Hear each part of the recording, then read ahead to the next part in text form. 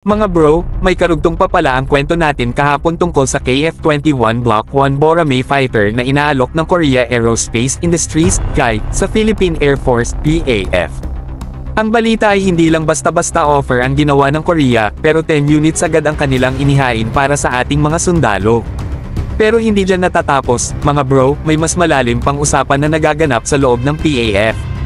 Ayon sa parehong Korean source, alam daw ng KAI na maraming mga opisyal sa PAF ang mas gusto ang F-16 Block 70-70 seconds Viper kumpara sa JAS-39C, D, T, F Gripen fighter. Bakit nga ba? Maraming dahilan, mga bro. Isa na dito ang pagiging tried and tested ng F-16, pati na rin ang world-class performance at reliability na hatid ng Viper.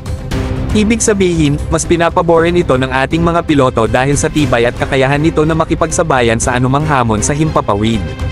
Kung sakali man natanggapin ng PAF at Department of National Defense, DND, ang alok ng KAI para sa 10 KF-21 Boramae fighters, posibleng mauwi rin tayo sa pagpili ng F-16 Viper para sa natitirang 30 multirole fighters na kailangang bilhin ng ating bansa. Hindi malayong mangyari yan, mga bro, lalo na't ang F-16 ay isa sa mga pinakapopular at pinaka-epektibong fighter jet sa buong mundo.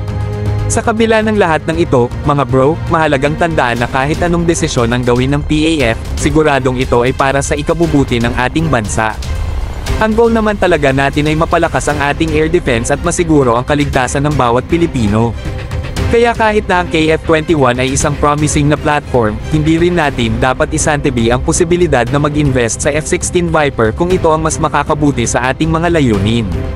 Huwag nating kalimutan na ang Pilipinas ay nasa isang critical na punto ngayon pagdating sa military modernization.